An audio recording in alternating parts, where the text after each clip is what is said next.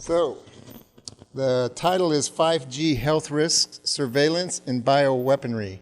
5G, also known as the fifth generation cellular communications technology, has unique properties that sets it apart from all the previous G generations. The introduction of the extremely high frequency millimeter wave bandwidths within the microwave spectrum, the introduction of new delivery systems and propagation techniques such as beam forming technologies, phased arrays, and others without limit, and the introduction of a flood of new bills to fast-track this new technology, robbing people in their local cities and counties, even local tribes and historic preservation sites. The right to control their own communities and homes of any 5G, 4G cell antenna placement by private corporations. Because of this, never before in the history of wireless development has the introduction of a particular technology created such an outpouring of feverish resistance by people all over the world. They have reason. After all, who wants a cluster of close proximity, high voltage equipment, microwave emitting cell antennas placed on the simple light pole right in front of their house every 100 feet? Lena is a mother of 2 teenage children. Her past work involved restoring sensitive environmental habitat for the U.S. Army Corps of Engineers. As project manager, she worked with all the alphabet agencies for several years and took that experience and training, as well as knowledge of environmental toxicology, into her new line of work and passion, promoting the health of all life by preserving our natural electromagnetic earth through the use of safe technologies, Wired Tech. She is currently the environmental health consultant for the National Association for Children and Safe Technologies. She is spearheading her own website starting the new year called fabulousfrequencies.com. Please welcome Lena Poo.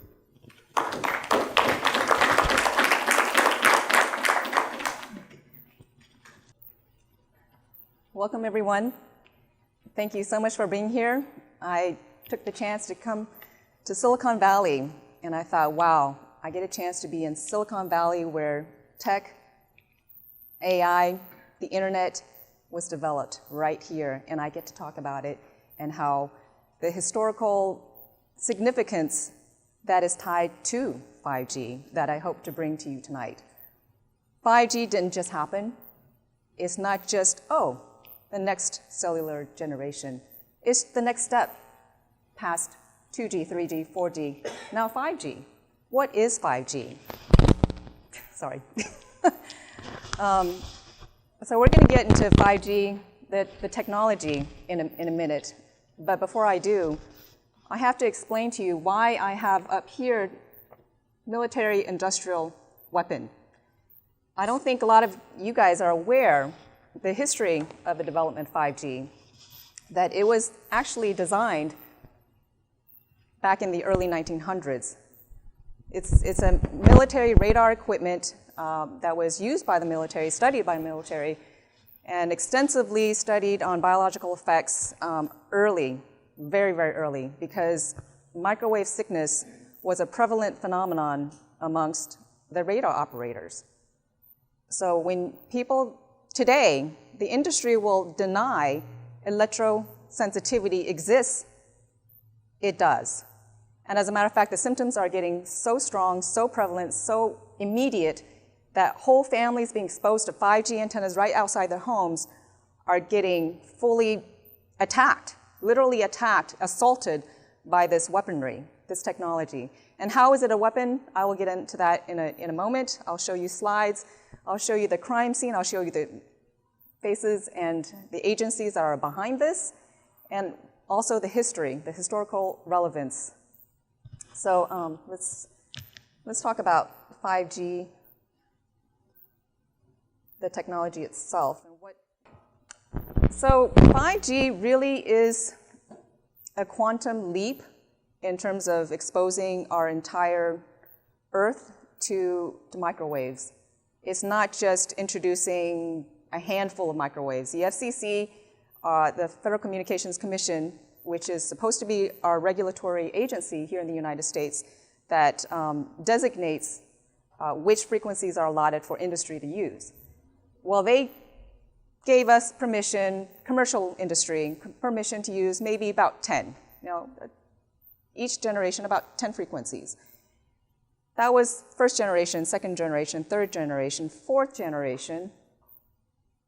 But what's the difference with 5G? If you listen to Tom Wheeler's speech back in 2015, June of 2015, he introduces 5G and he says, we're opening up the entire microwave spectrum. That's 3,000 frequencies. 3,000 frequencies. And not just, every single one of these frequencies do not belong on Earth. These are frequencies that are blocked by our Earth's ionosphere, all the spheres, that goes on up. It's absorbed by, the molecules up in the higher stratosphere and beyond for a reason. As well as, on the opposite side of the spectrum, you've got, the gamma rays, right? That's also blocked. So the only sliver of electromagnetic radiation that reaches Earth is just visible light. And here we're criminalizing sunlight, but sunlight is what gives all life here on Earth. It is the only spectrum of energy that belongs on Earth. Everything else is xenobiotic. It does not belong. It's artificial.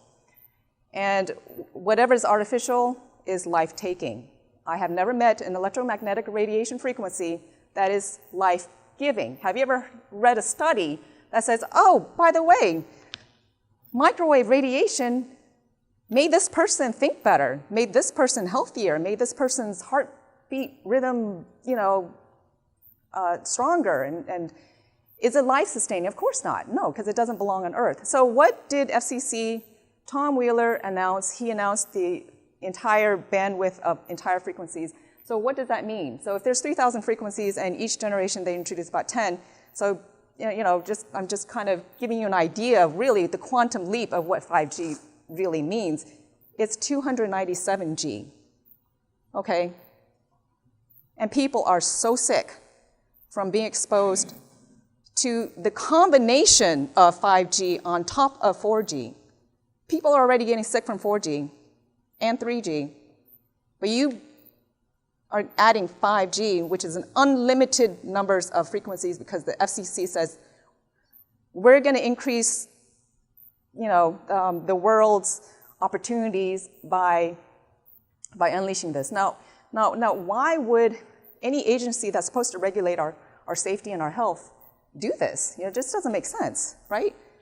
Well, I've been studying this for quite some time, and I always like to go back into history and figure out, well, this has to do with, this has to do with the early 1900s, and it has to do with the Internet of Things.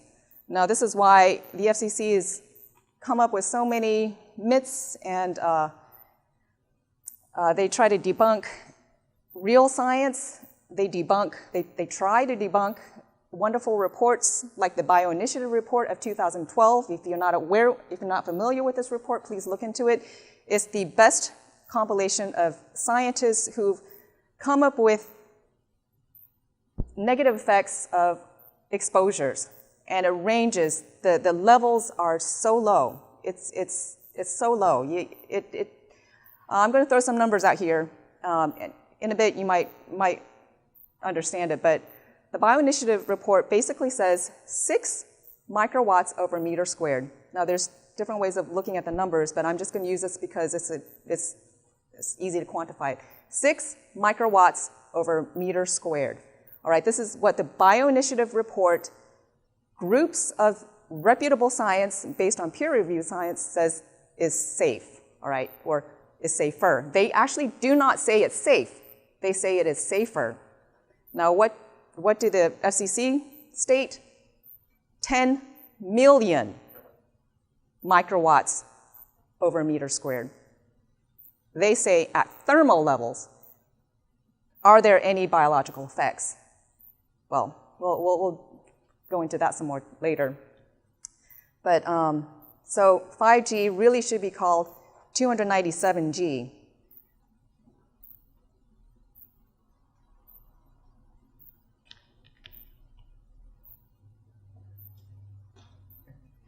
Is that it? Okay, there we go. All right, so here we go.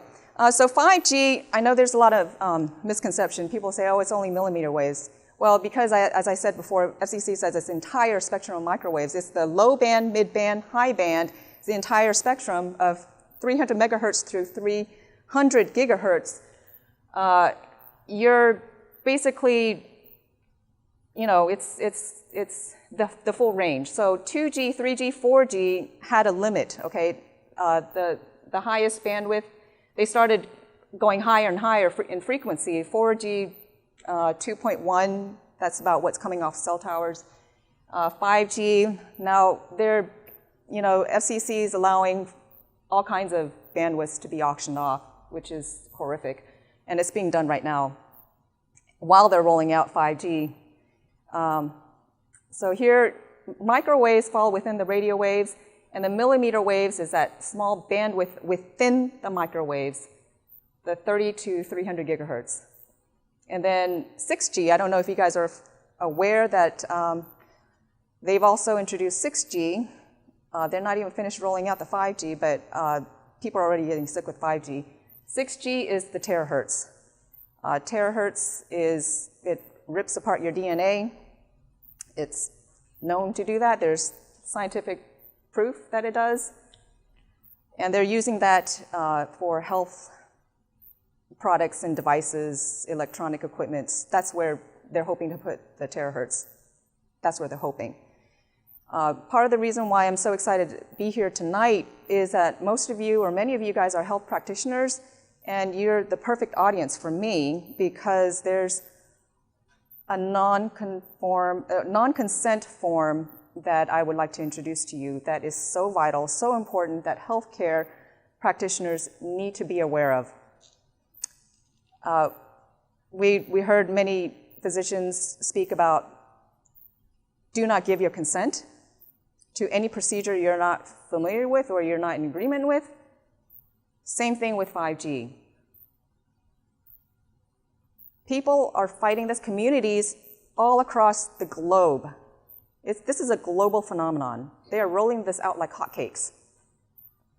People, communities are fighting this at the local level, and they're saying, we do not give our consent. And they need to exercise their non-consent. And I will show you some ways of how you can do this.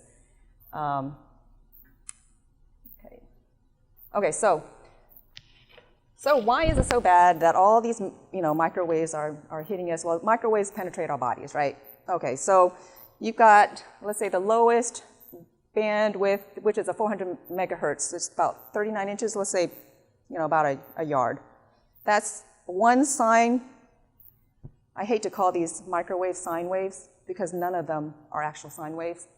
But, to kind of give you a visual, one wave, 1 hertz is, one full wave, right? So 400 megahertz is about the width of this yardstick. And you're moving it down. 800 is what cell phone, 800, 900 cell phone, 1800 cell phone. So that's, 15 inches, 13 inches. That's about the width of the body. And then you've got the Wi-Fi, which is 2.45 and 5.8, and that's 5 inches to 2 inches. We're being exposed to various lengths of waves all at the same time. And what is so significant about this is that the width of the waves resonate with the size of your organs. So you're looking at Wi-Fi in schools. These kids are being exposed to 2-inch, 5-inch waves. That's perfect for the size of, brain. 2 inches, the eyeball, right? The kidneys, the testes, the ovaries, the reproductive organs, the heart. And then the millimeter waves are about 1/4 of an inch. Super, super, super high frequency. Complete, full absorption of all these waves. 95%. Full body exposure, almost 100% absorption. All onto your skin. And don't be fooled thinking that it's going to be innocuous. As a matter of fact, it's going to make you very sick because you have certain systems in your body that absorbs the radiation deep into your system through your nervous system, through your blood vessels, and also the Brillian precursor effect. Okay, so here's the FCC's level. That's 10 million on the top. And I'm going to show you one of the sampled small cell gave, a building biologist friend of mine gave me a copy of the report, and it was 460,000. He got the highest reading, 460,000. That's astronomical. And here you got the bioinitiative report saying 6 is when you start seeing effects. Now this family that's being exposed to the 460,000, every single one of them got sick. So this is no longer an electrosensitive issue. These are soliciting immediate effects. And this is why it's so important that we get active in our community, figure out where are they placing these 5G, and go to your city and start making noise. Okay, so here cosmic high, cosmic low, 0.0001. So these are actually what existed on Earth before all this electromagnetic radiation started. The next slide. So this is the home. Here, 460,000. So you can see the proximity of what these small cells look like. Basically, it's just like this little funnel that's, the antenna is placed on top of the light pole. Most of them look like that. It's supposed to blend in, but it's a fatter tubular look. And it's just a couple of feet away from the home. And they are placing this every 3 homes, if not every light pole. And here's one in a commercial district area. Here's another design. So, why do they need to place it that close to people? Okay, so this is a map of the small cell antenna that is being deployed right now in San Diego. And you can see it's just peckered. It's just peckered with antennas.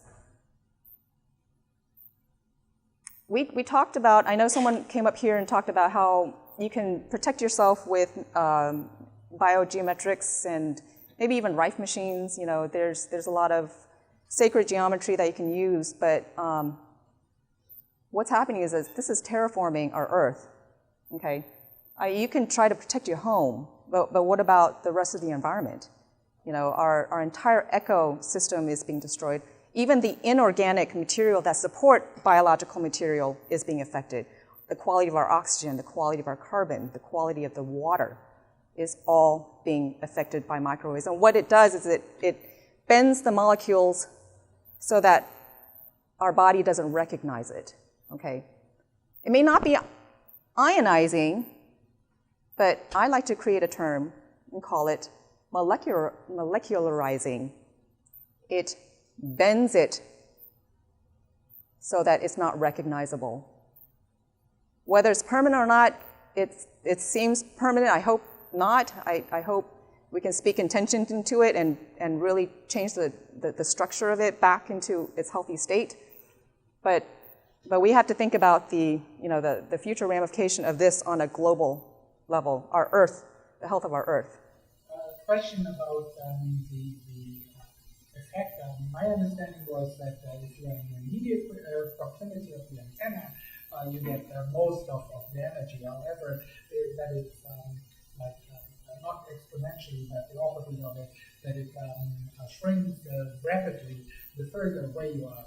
So your example where it wasn't the light pole, how much of that energy is actually reaching my home? Okay, so that photo is a good question. People think that cell tower. Oh, okay. The question is that proximity to antennas should shrink as the further you go. Whereas people think putting a cell phone right next to the ear, that's high energy, but you're actually getting a lot more from these small cell antennas, because what I said was 460,000 is an incredible amount of energy, and it's constant. It's constant. It's cumulative exposure, whereas a cell phone, you're probably getting 40, 50,000 microwatts compared to 460. So these things are not low powered at all, at all. They're on top of walls and windows, so if you can see it with your naked eye, it's no good. If you can't see it, then let us know not in the line of sight, it could still be affecting you because the lamps they reflect. So that's way too close. Okay, so there are 3 myths I wanted to dispel. First of all, I discussed the ionizing versus the non-ionizing. I don't know why they would call the microwave spectrum non-ionizing. I wouldn't call anybody non-something, a non-entity. There's a lot of more creative titles you can call it. You can call it molecularizing or membrane bending or membrane penetrating.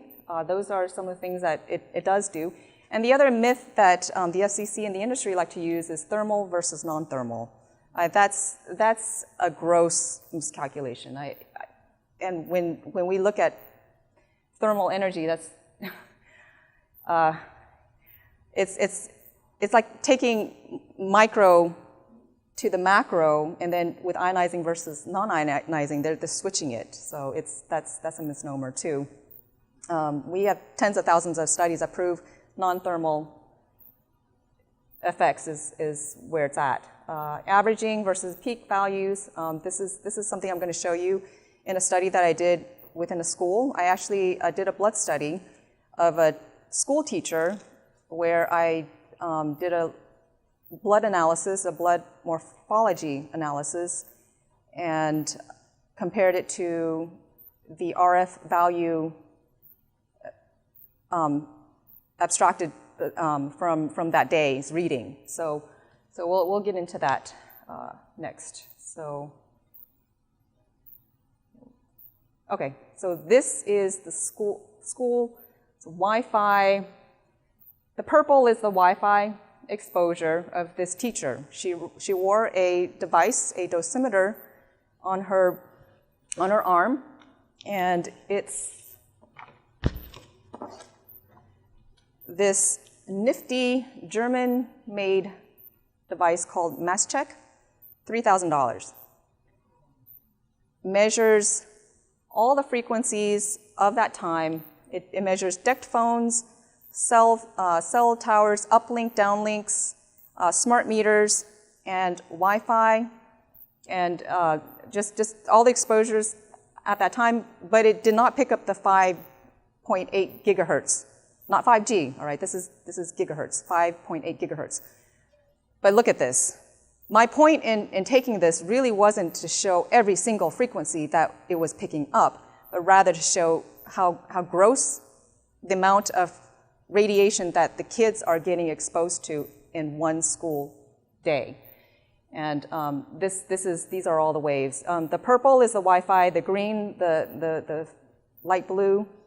The other colors are, decked phones, cell phones, things like that. Okay, so when we talk about averaging, I said there are 3 myths.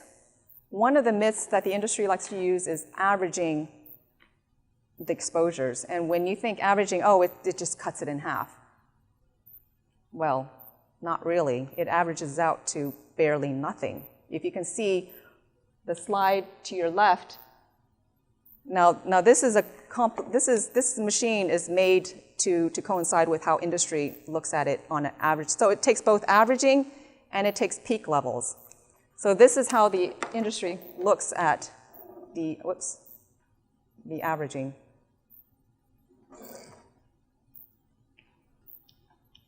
So this is how they get away with. If you go to the city and you ask them for reports on any cell tower, and go, how could it be safe?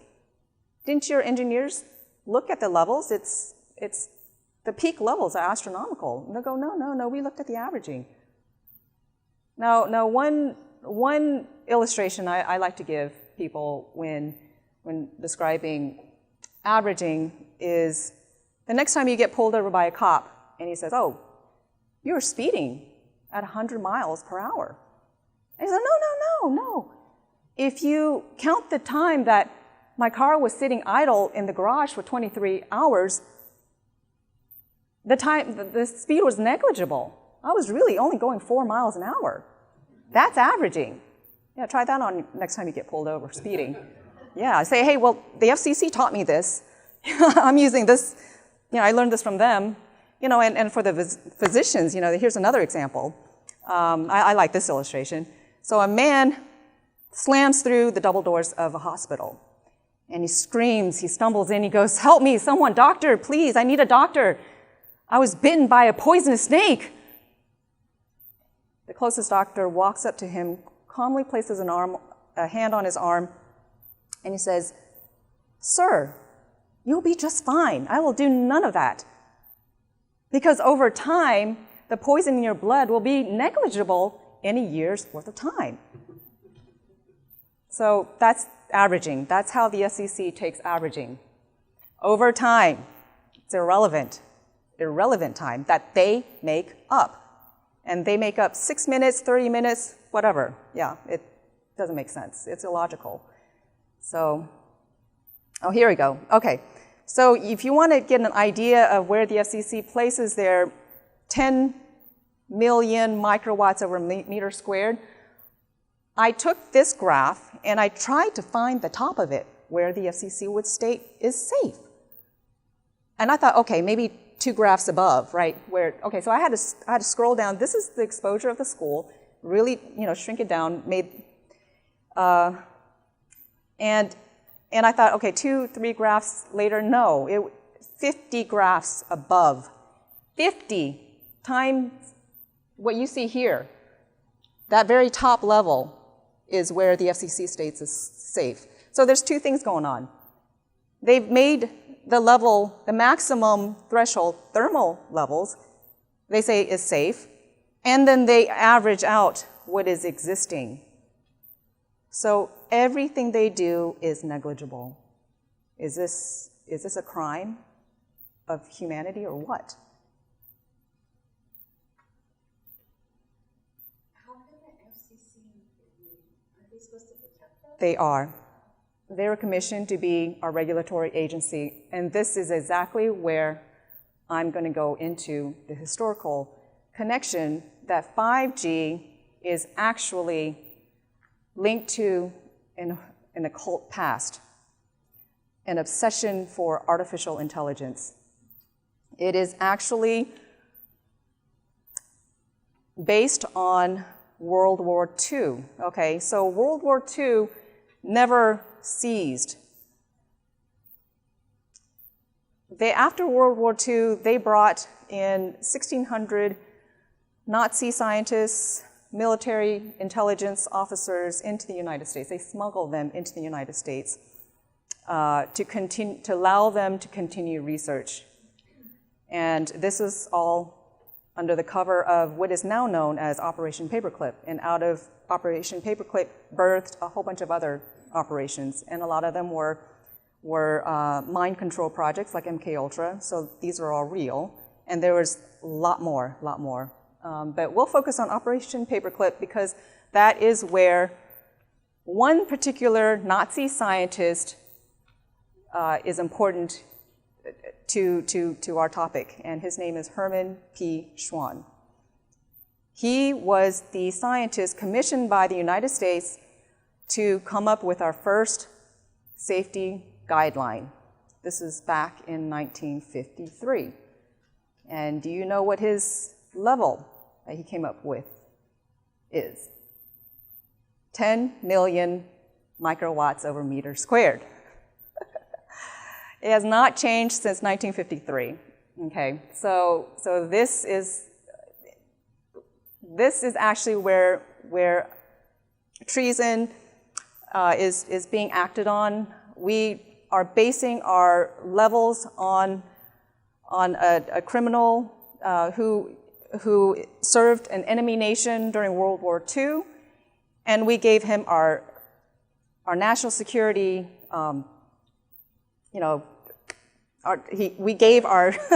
We're entrusting our national security into the hands of a Nazi scientist. So that is really, it brings you to the real reasons why 5G, 4G, 3G, all of this is so nefarious, and why they're pushing pushing it on us so heavily. There's a lot more to 5G, a whole lot more. And the other reason why I wanted to talk with the health practitioners is that 5G is linked with healthcare. It's intricately linked to healthcare. So here is comparison of what is natural to ambient levels. Obviously, ambient is nothing. So this is, I actually forgot to shut my meter off. So this portion here is actually my home. I don't have any wireless. I don't use Wi-Fi. I don't even have a smartphone. And all these little red parts are smart meters. Okay. So I was picking up smart meters. But compared to the Wi-Fi in schools, you can just see how grotesque that is. So I started doing blood study because I'm electrically sensitive. And this is why I studied this so extensively, was because I just had to know what the heck was going on. What the heck was going on with me first. And I go, well, what the heck is wrong with these people that's allowing this to happen? And then what the heck, where did this even come from? So this is actually my blood. This is decently healthy blood. They're separated. The membranes are round, and you don't really see any rouleau effect. And then this is my blood on Wi-Fi. So this is when I'm exposed, I get this rouleau effect. Okay. So the rouleau effect is really a coagulation cascade happening. Okay, so this doesn't look too good, does it? Because your body's not getting the oxygen it needs. And I do get numbness. I get numbness in my extremities, which is one of the telltale signs of electrosensitivity. I get headaches. I can't think very well. As a matter of fact, it's a little tough for me to be here right now.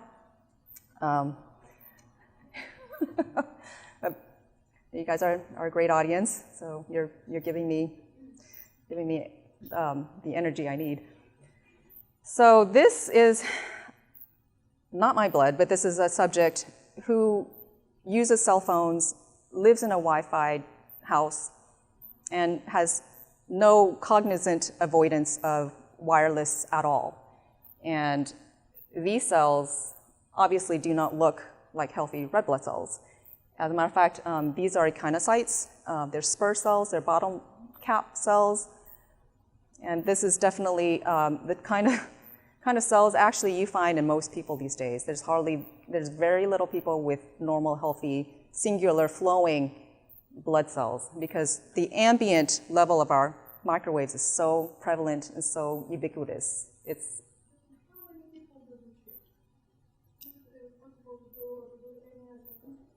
Can you repeat the question? Oh, I'm sorry. You're asking for statistics, like how many people? I've been talking with other people who do blood analysis, and they say they've not seen any normal blood. So I haven't either. And I don't do this for a living, but I mainly do this to prove a point, like the students and the school teachers, what they're being exposed to in school. So that was the whole purpose of the study. Okay, so this is the teacher's blood. Okay, so I took her blood 4 times over 2 days, and over a long weekend. Monday, she was not exposed. It was a holiday. I took it at 8 a.m. and 3 p.m., and the next day when she was exposed to school at 8 a.m. and 3 p.m. Okay, so it was before exposure and after exposure, but I wanted a control day, and this was the control day. Okay, so her blood looks, decent. It's not perfect, but it's singular, it's separated, and the membranes looked intact.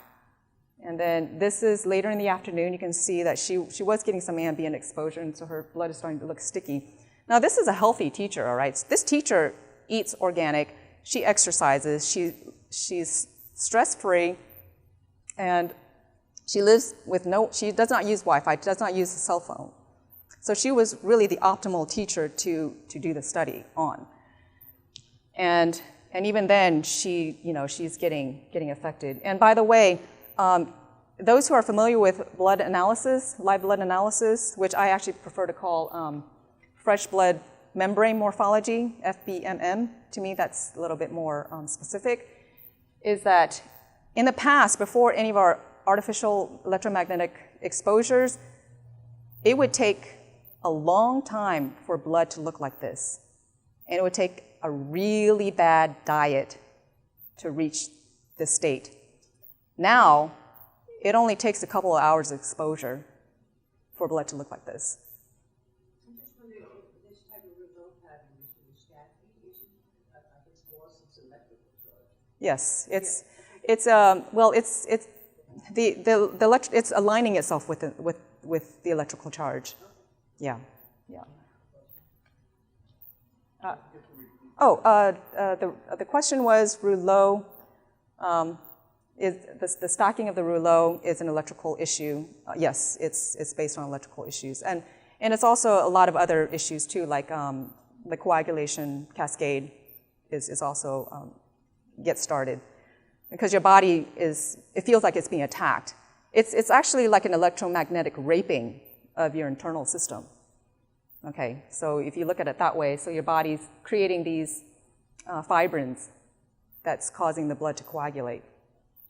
Okay, so this is the day of the school day, the morning, and again, the blood is kind of gone back to normal. It's good, she's slept, and but this is after school. I have never seen anything like this before, and I suspected it was going to be this bad, but I was so shocked. It was so thick. When I placed the glass, the slip cover on top of the blood, it wouldn't press down. I kind of had to gently kind of touch it so the glass slide could, sit on it properly. The blood was brown. The first 3 times the blood was drawn was red. It flowed. It was fresh looking. This time it was brown. It was coagulated. It wouldn't. This is not even rouleau. This is assault. This is microwave weaponry assault. She reported symptoms? Yes, she did. She's a healthy woman. Very healthy. She's never had a headache in her life, and she started having headaches. So this is 4G, right, or 3G? Yes, good point. 4G, 3G, school Wi-Fi. The reason why we even did the study was the non-consent thing. She was fighting the school. She did not want the Wi-Fi. She said, look, I know about this. She's a science teacher. I know about this. I do not consent. They forced it on her. So we did the study. She lives very healthfully, is mindful of her natural environment. As she's an advocate for a lot of good things, non-GMO, a lot of good things. And this is heartbreaking. It's heartbreaking. So here's another image. Yeah, this is like flesh. It looks like flesh. It's not blood.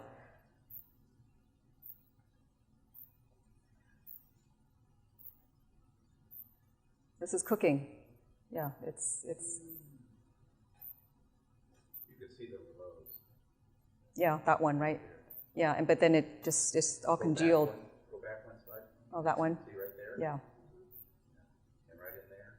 Mm-hmm.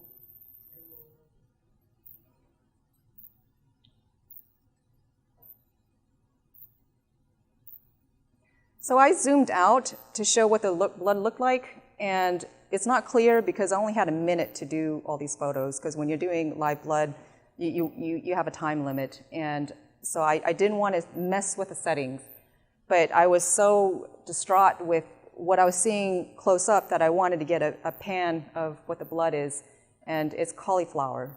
The blood looks like cauliflower. It's assault. So this is what her blood looked like that morning, and then later on, what it looked like afterwards. Yeah, she's shielded that router, by the way. And these routers, people think, oh, it's just Wi-Fi. It can't be that bad. You know, the cell phone next to your ear, no, that's dangerous. These are industrial strength routers that are meant to connect to 300 laptops in a classroom of 30 students. Her room is particularly bad because she's in a temporary building where the ceiling is only 8 feet tall. So if you have a child sitting right directly under the router, his head is literally 4 feet away from the router. And you wonder why anxiety, depression, and suicide is going up amongst children. Not to mention tech addiction. Okay, so let's go back to World War II, Nazi scientist. This is Hermann P. Schwann. He's the one who came up with the FCC guideline, but at that time it wasn't FCC. FCC only was commissioned to be our regulatory agency much, much later. But they adopted Hermann Schwann's levels, and they fiercely protect those levels. So they are complicit along with Hermann P. Schwann's treasonous activities. All right, so FCC is causing, they are in alignment with the treasonous activities of the OSS and the CIA, later known as the CIA, when they smuggled enemy nation scientists into our borders to do scientific research and work and determination, safety determination. Yes? May I ask what your source is for this? Oh. The paperclip? Operation Paperclip, this is, well, I mean, it's all declassified. Yeah. And not only that, Hermann Schwann, he has been given the title as a biomedical engineering, and this is actually very important. And this will kind of explain, well, not kind of, actually will explain to you why do they want such high levels? Why is 5G such a nefarious thing where they're just like pounding everyone's door down saying, you must have a cell tower in front of your house? Okay, it all has to do with artificial intelligence, has to do with the Internet of Things, and most of all, it has to do with Internet of Bodies. This is why they want it, right? This is not an agenda that was willy-nilly just created out of nowhere. This was all by design. 5G is the capstone, all right? It's the capstone to make all these things happen. It's connecting inanimate objects and animate objects. Not only connecting them, but controlling them. We're going to talk about human augmentation next. Okay, so this is Hermann Schwann, written by Kenneth Foster, and I'm going to share with you. This was a wonderful gift by a good friend of mine, biological engineering, written by Hermann Schwann. This was actually a publication used as a textbook for UPenn and probably other universities. So here we've got a German scientist, educating our future youth on bioengineering, modifying human biology. Okay, so this is one of his studies. Very well aware of the dielectric properties of microwave exposures. That is what his specialty was. And he understands that when cells are exposed to, these are free-floating cells, when they're exposed to microwave radiation, there's what he calls pearl chain effect, right here, without field and with field. So he recognizes that effect. And here he's, creating these levels that are just astronomical. And throughout his studies, he'll say, oh, only thermal effects, but he's well aware of these other effects. So here's another one. Without field, with field, how the cells will orient, answer your question. electrical field force effects, not just the Pearl chain effect, but also the orientation, the movement, deformation, fusion, rotation, vesicle ejection. That's membrane. It's breaking the membranes apart. And if you guys understand what Martin Paul talks about in all, his thing is the voltage-gated calcium channel leaks. That's part of this idea, the vesicle ejection. Okay, so anyway, so who's promoting the FCC guidelines now? Who's saying no? We need to hold on to this 10 million microwatts over meter squared. Well, it's his protege, Kenneth Foster. If any of you guys are familiar with the 5G summit, Deborah Davis gave us speech, and I was so happy when I heard she mentioning Kenneth Foster being an industry plant. He's so in her. I'm quoting her. She says this about Kenneth Foster. This is Herman P. Schwann's protege. Foster rewrote the original draft prepared by CDC scientists, so it now reads like an infomercial for wireless devices. He has for years been supported by the industry. I don't know whether they realize the extent to which he was conflicted as an expert. So Kenneth Foster, Herman P. Schwann, they've done many, many studies together. So here you can see that they're in cahoots together. So Kenneth Foster's in training, right? Okay, so Kenneth Foster, let's go into him and what he's been doing, what he's been working on now. So Kenneth Foster is linked to all these, what I think are, what I like to call quack science-based medicine. He tries to debunk all the naturopathic, homeopathic methods of science.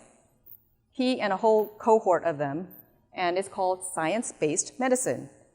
If you go onto their website, they will knock down everything that is actually good for you. It's so obscenely obvious. And one of the articles that he slams is the Bio Initiative report. So you know they got something there. They slam it. And who slams it? Kenneth Foster, who works with Herman P. Schwann. Real science versus questionable science.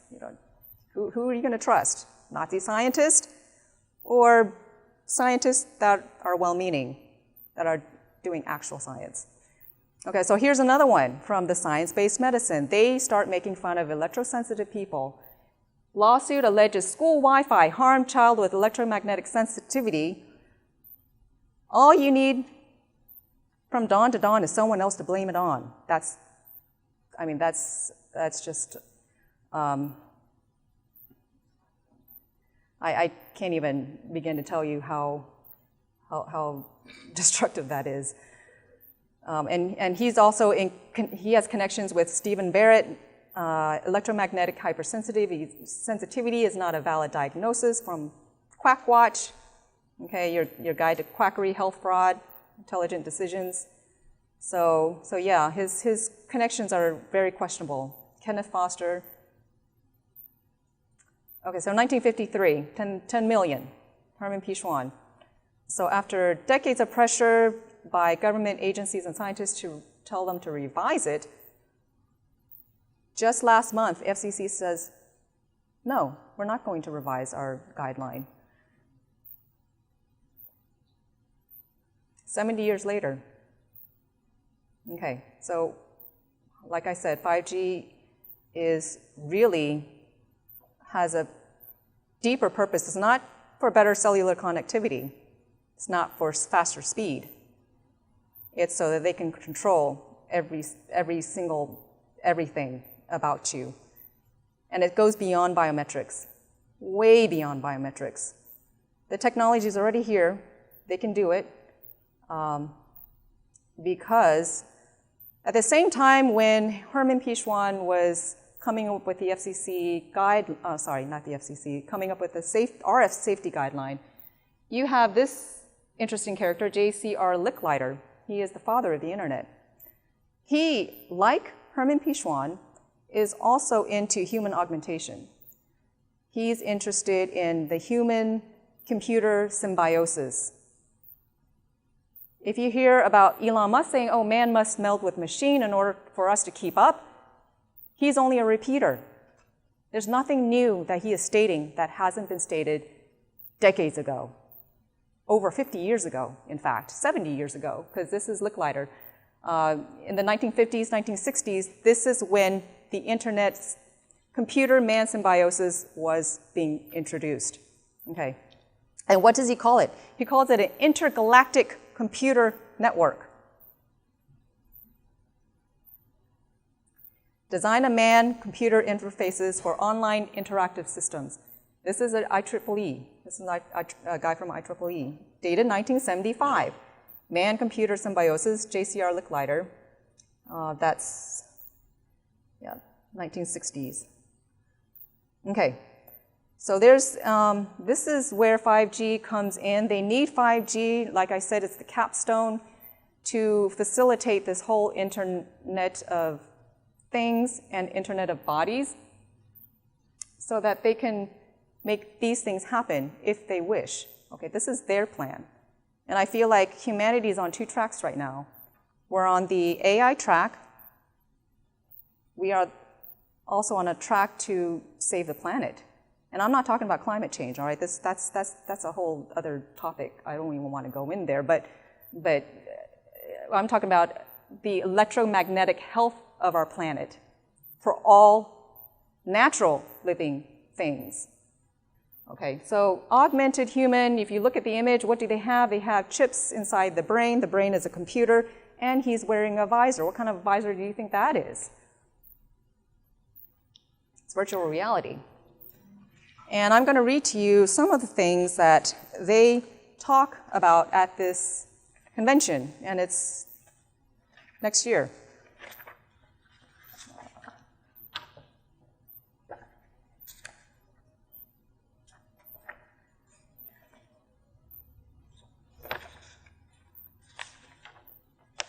Okay. Brain-computer interfaces and artificial intelligence, augmented healthcare. Okay, I want you healthcare practitioners to understand this. Augmented healthcare. That's where they would like to see medicine heading. And if you look at our policies, our health policies, it's all there. Health in all policies has nothing to do with individual health. It has nothing to do with natural medicine, healthy eating. It has everything to do with controlling the masses, utilizing health as an excuse to bring on this full, massive population control. United Nations, UNESCO, this is all being masterminded from that level. Okay, so this is how they're also enabling this fast tracking of the 5G. Who do you think is able to create such a cooperative effort on a global level to fast track smart meters, to fast track Common Core type education, to fast track one-to-one technology per student ideas. Sustainability, the idea of sustainability, oh, we gotta stop, guns and do all these weird things as if it's our problem. Yet, they want to microwave the entire planet with these high voltage machinery and say, no, this is gonna help climate change? Let's electrify our planet more. These things are doesn't make sense. So continuing on with the augmented human, augmented and mixed reality. This is beyond the Internet of Things, okay? This is beyond biometrics. This is beyond facial recognition, scanning, social credit system.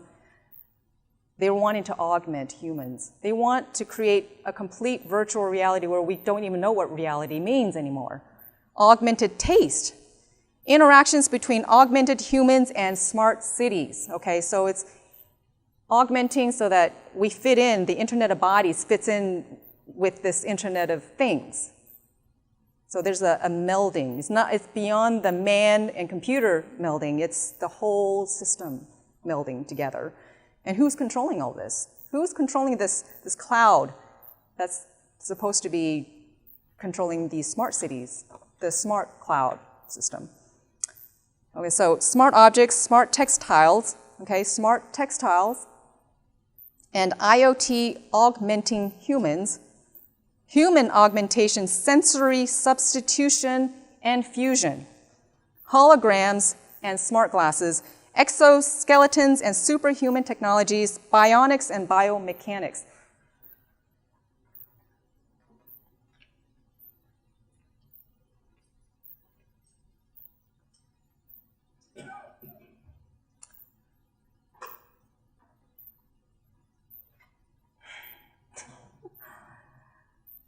So,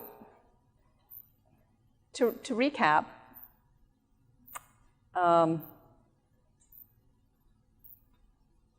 we know where this is going, or we know where they'd like us to go with this. And this is where our non-consent comes in. I personally know that I don't want to see any more deployment of anything. If anything, we need to get rid of what's existing down to a safer, much, much, much safer level.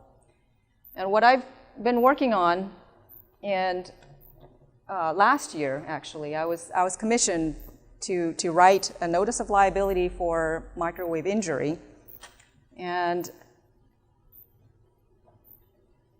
I have this. It's going to be probably about 25 pages long or so. A notice of liability for non-consent and injury by wireless radiation. Everything I covered today is in this document and more. I haven't told you all the things that the FCC is breaking. Okay, they are not just creating treason by working in concert with an old, outdated 70-year-old Nazi scientist level, but they've also done a lot of other criminal activities, such as lying about, anything past 6 gigahertz is safe because we've just expanded it to include 300 gigahertz when they actually have no relevance to do that. So it's all in here. This will be on my website, lenasfabulousfrequencies.com, and I will also have my blood study on this site. This is a new website I'm creating, so bear with me. Hopefully I'll have it up in a couple of weeks, and once it's up, I'm going to be posting things regularly, because there's a lot more that I'm not able to squeeze in this short amount of time.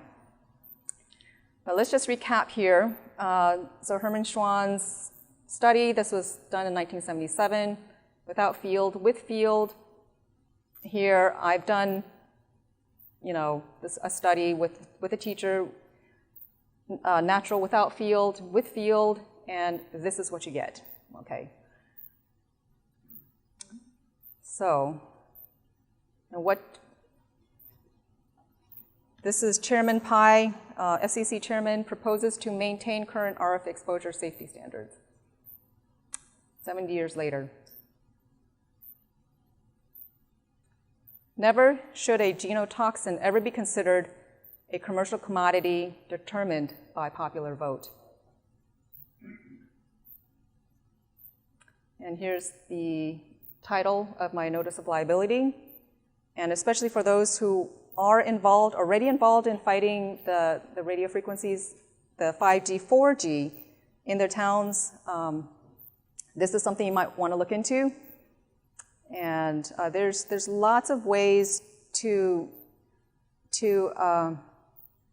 legally convince your local authorities, your council members, to not put the 5G, 4G. There's the ADA compliance. Okay, Americans with Disability Act recognizes electrosensitivity as a disability.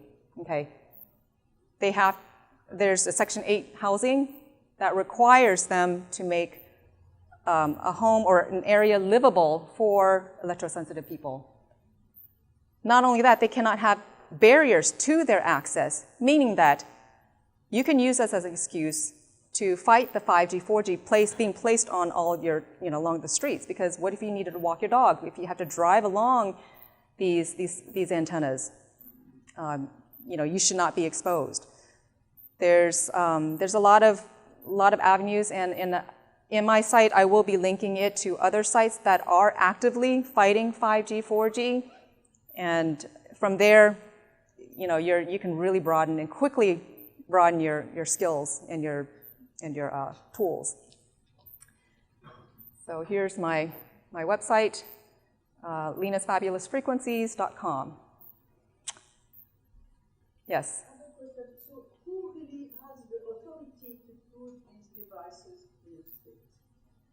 Who is legally responsible to do that? Okay, good question. Very good question. Who is legally responsible for putting the radiation? The FCC. The FCC gives the authority to the industry. The industry supposedly comes up, does their independent studies or tests, and then they say, oh, okay, we did our own independent study, and the levels are within the FCC limits, which is the 10 million microwatts. No, you don't. It's very bad. I called ahead trying to deny the permission, and they did it anyway. The way the FCC law is written is that they've excluded any health concern out of the law. Liability. Yes, That's so not that's, liability. Well, that's the FCC law, so they don't care. okay. According to the FCC. Let me just quickly interject. The Telecommunications Act never states health effects. They only state environmental effects. Okay, so that should be challenged. So since we don't have a mic for the audience here, if you guys have a question, if you can come up to the side here, we'd greatly appreciate that. And we have about 5 minutes or so to take questions. So thank you. Oh, If you don't mind, if you can just kind of hold it about 5 inches from your. Okay, thank you. So my question was a little more specific. So the lamp post in front of my house are public property, right? Who allows anybody to put an antenna on there, right? Wouldn't be the city involved? The reason why I'm asking is what means do we have as individuals, beside cutting down the lamp post, to block this? okay. These lampposts are found on different properties, and depending on if it's in the right-of-way, if it's city-owned public property, they will lease it to whatever industry that asks for it to be done. And they think that, according to the Telecommunications Act, that they have to abide by that type of rule, but that's not true. As a matter of fact, the Telecommunications Act only says cellular connectivity is required, and we have cellular connectivity up the hilt. So there's no need for more. Okay. Oh. Yeah, this is, I'm not used to this. That's right. Okay, Lena, I was hoping you could talk about some of the microelectronics and how that ties in with the AI and the need for real-time streaming from as many locations as you can to get to a level of prediction with the AI. And this has been used by AI developers, including Hewlett-Packard here in town, okay, basically spraying MEMS, micro-electromechanical units. They're invisible to the naked eye, okay? They are a concealed electronic device in the sense that you can't see them unaided. You need a microscope. They're at the micron level, and some of them are mesogens. And so, yes, exactly. And so how this all ties in with that, and they've been spraying these. People have them coming out of their body. You can take a piece of tape, find them in your laundry room, open window seals. You can see them with a microscope from Walmart. Okay, you can see these things. And there are smaller ones. There's NEMS and all these other things that they've moved chips, all kinds of stuff they've developed. But some of these you can see, and they're all over the place. People have them in their homes, and all of this is sort of a way of using other people's property and their bodies to feed the AI. Yes, yes. Okay, this lady was talking about nanotechnology and the spraying, I would say one of the effects would be Morgellons, but it goes beyond just Morgellons. It's smart dust that's, a reality, and that's another topic we could go into deeper. But again, it's an awareness that this technology is much, much more nefarious than really you can even imagine. But while we are still able and capable, before the 5G comes in front of your house, when you still have a functional mind, this is a time to take action. And really, grassroots level action is the most important. And from there on, we need to start a coalition to stop the spraying, the geoengineering, also the vaccinations. The vaccines have nanotechnology in them too, and it's all working in concert with all the electromagnetics. Yes. Say a little bit about what each person in this room could do to take action today, given how disturbing this is. We have a question right here. What could each of us Yeah. I'll answer that in a second. Yeah, two comments actually. One is this whole issue here. about things, the whole issue about things being weaponized. If you go on YouTube to a capability called TrueStream Media, they did a piece about a NASA report that was done in 1985 talking about how many ways they want to weaponize everything, everywhere. So it's right in a NASA report that you can get on the web and at TrueStream Media. They do a lot of good stuff. But about what you can do, there was just a piece in the Palo Alto local paper about the mayor of San Carlos was getting a lot of form letters about people did not want the 5G. And he says, well, I don't think there's really any problem with it. This is just fake news. And oh, by the way, the state of California, the way the law is for the cities, is they're only allowed to make very minimal resistance to where the cell phone companies want to put them. It's like whether it's cosmetic or not or something. And so they've got the laws set up. They've got even the local papers manipulated. They've got the local politicians manipulated. So I would suggest face-to-face communications every chance you get, because it's not going to get through the media, and it's going to have to be a complete sea change in the politics, which is not going to happen right away. Thank you. Thank you. Well, I'm sorry, quickly to answer that, that's true. We have to not give our consent, vocalize this in mass, because these are all revelation of the method that has been rained down on us for decades, and they will have to stay their ground and stop what they're doing if enough of us say we do not consent. The most important thing that I say is I kind of find solutions at every level. I try to do something to help. For myself, on a personal level, I pray, I meditate, I practice uttering "I do not consent" when I see something that is harmful, that's hurting someone else. And on a local level, I started a grassroots movement in my own town, and I suggest that everybody get involved. That's actually probably one of the most effective way, because if we all fight our town, we can stop this madness. Okay, and I fought cell tower bills on the state level, and this is how I found out about all the myths and the whole legal game that the FCC and the industry likes to play on us and prey on us, and I've debunked all of them, and it's all in my notice of liability.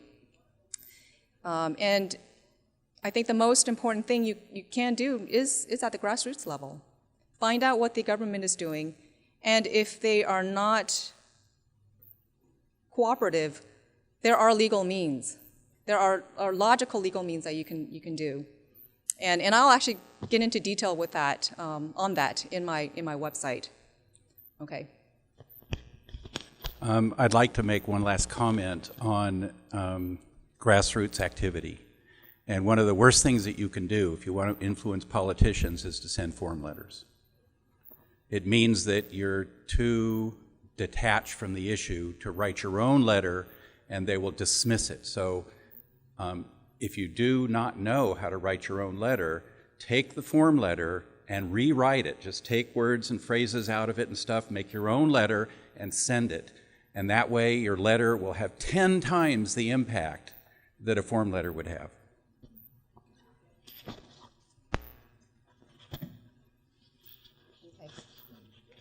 Thank you, everyone. All right. Round of applause. Okay.